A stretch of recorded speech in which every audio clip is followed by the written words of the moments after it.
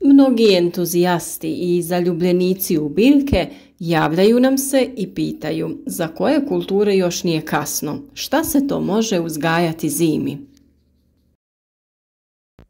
Većina biljaka je već posijana ili presađena, ali za sve one koji imaju volju i dalje da rade i dive se tome što su uspjeli čak i u toku zime, mi imamo odgovore. Redovno vam nudimo različita rješenja, pokušavamo probuditi svijest da u bilo koje doba godine možete za sebe i svoje najmilije osigurati zdravu i kvalitetnu hranu, za koju naravno znate kako je uzgojena. No ni materijalni faktor nije zanemariv, jer možete plasirati povrće u prodaju kada ga i nema toliko puno u ponudi. Naime, decembarska sjetva znači produženje sezone, ali osigurava i ranu proljetnu proizvodnju. Možemo sijati razno povrće i cvijeće. Dio vrsta se može posijati direktno na polju, dok će drugima biti potrebno obezbijediti zagrijan prostor. Kratko dnevno osvjetljenje, niske temperature i mogućnost zagrijavanja odlučiti će o izboru biljnih vrsta. Kod sjetve na otvorenom potrebno se prilagoditi vremenskim uslovima i području. Njome možemo dobiti ranu proljetnu berbu povrća, dok će cvijeće procvjetati nekoliko sedmica ranije od onog posijanog tokom proljeća. Svi vi koji nas pratite redovno, hvalite nas i redovno koristite naše savjete. I nećemo se sad umisliti, srca nam je stvarno puno i hvala vam na podršci. Ali kratka napomena za sve vas koji ste slučajno naišli na naš video, zapratite naš kanal i nećete se pokajati. Recenzije potražite u videima na našem kanalu i u komentarima ispod videa, a i sami videi neka pričaju za sebe. Hvala vam. Za zimski uzgoj od povrtlarskih vrsta pogodne su one koje dobro podnose hladnoću i niču na nižim temperaturama. U toj grupi su bob, crveni luk, bijeli luk, zelena salata, špinat, blitva, grašak, rotkvice i cikla. No ima tu još nekih vrsta poput mrkve i drugog korijenastog povrća te graška i sličnih koji se sada mogu posijati kako bi u proljeće što ranije krenuli sa vegetacijom. Bob posijan u ovom mjesecu daje berbu već u maju. Njegov razvoj će biti pod direktnim utjecajem vremenskih uslova kada ga sijemo na otvorenom. Ovaj termin je pogodan za južne krajeve, ali i kontinentalne kada je ovako blaga zima. Kako bi ga dodatno zaštitili, potrebno je usjev prekriti agroplatnom ili prirodnim materijalom poput malča. U hladnijim godinama može se proizvesti rasad koji kasnije sadimo na stalno mjesto na otvorenom. Crveni i bijeli luk se na kontinentu i planinskim područjima u ovom terminu sadi u zatvorenom prostoru i to će obezbijediti rani mladi luk. Intenzitet rasta odredit će poštovanje plodoreda, temperatura, kvalitet zemljišta i intenzitet svjetlosti. Ukoliko vam uslovi tla dozvoljavaju sadnju na otvorenom, jednostavno gredice nakon sadnje prekrijte slamom ili nekom drugom vrstom malča.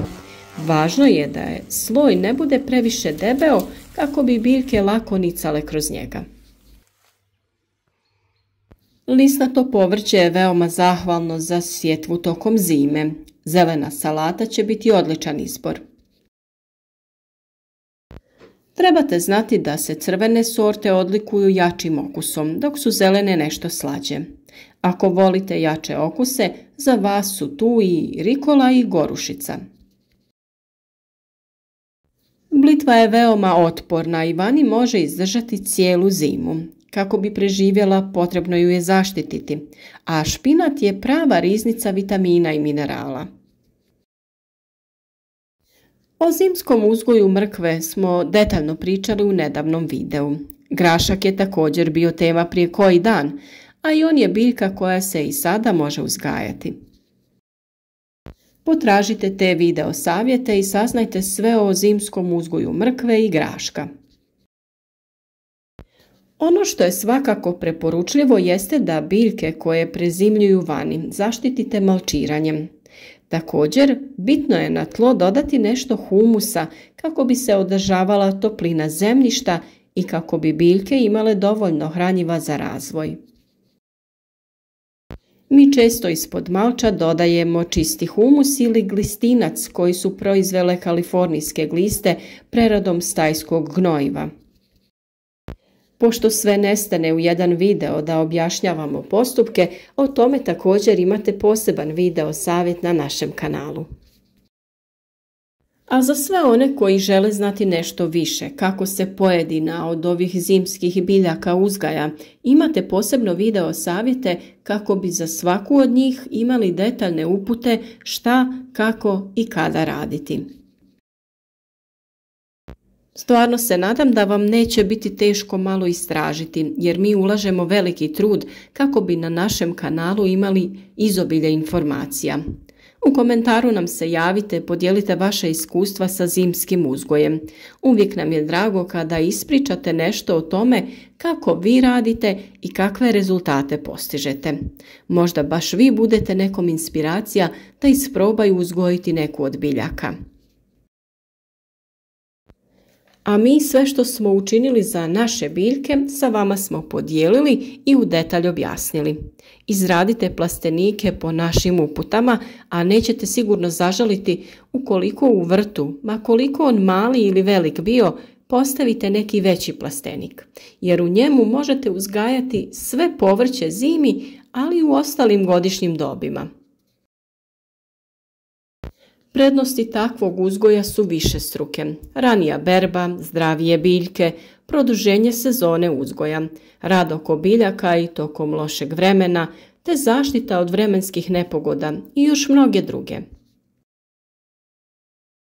U plasteniku možete jako rano krenuti sa uzgojem različitih biljaka koje bi inače sijali u proljeće na otvorenom. Kao što sam rekla, mrkva i drugo korijenasto povrće u tim niskim tunelima idealno će uspijevati, a sve vrste rasada mogu se dosta ranije posijati u plasteniku pa presaditi vani na otvoreno. Ukoliko želite i ranije presaditi neke biljke na otvoreno, možete ih tada zaštititi tim niskim tunelima, agrilom, te kada se ukaže ljepši vremenski uslovi, otkriti da dalje napreduju. Mnoge cvjetne vrste se odlikuju sporim klijanjem, nicanjem i sporim početnim rastom. Uobičajenom sjetvom u proljeće biljke svoju punu ljepotu dostignu tek krajem ljeta. Kako bi produžili sezonu, najbolje je obaviti što raniju sjetvu. To je posebno važno kod vrsta koje zahtijevaju stratifikaciju. A krajnje je vrijeme da odradite i sadnju lukovica ukoliko to već niste odradili, kako bi u proljeće sa rastom temperatura vaš cvjetnjak krenuo da buja i ukrašava vašu okućnicu. Svakako nemojte zaboraviti ni poslove vezane za voćnjak: okopavanje, dodavanje stajnjaka i umjetnih hranjiva, orezivanje i krečenje stabala. O nekim temama smo već govorili, a neke tek dolaze na red. Budite strpljivi jer sve dolazi u pravo vrijeme i sve ćemo skupa odraditi. I sami znate koliko je vremena potrebno kada se radi neki posao. E pa, kada se to sve snima, onda traje još i duže. A da ne spominjemo obradu videa kako bi bili i korisni i zanimljivi, te sve ostalo što je potrebno kako bi naša publika, a sada već i naši prijatelji na kanalu, bili zadovoljni. Ipak ne možemo uvijek ni pričati samo o biljkama, moramo malo i o nama. Želimo vam se zahvaliti na podršci koju nam svakodnevno dajete i svakom komentaru koji nam ostavite. Potruditi ćemo se da u narednim danima osmislimo još neki live, to jest javljanje uživo, a vi pratite i usput smislite pitanja koja želite da vam odgovorimo. Pišite nam o svom načinu uzgoja, svojim uspjesima i padovima, razmjenjujmo iskustva i budimo zajednica koja uspješno uzgaja zdrave biljke. A do našeg sljedećeg videa šaljemo vam svima puno lijepih pozdrava.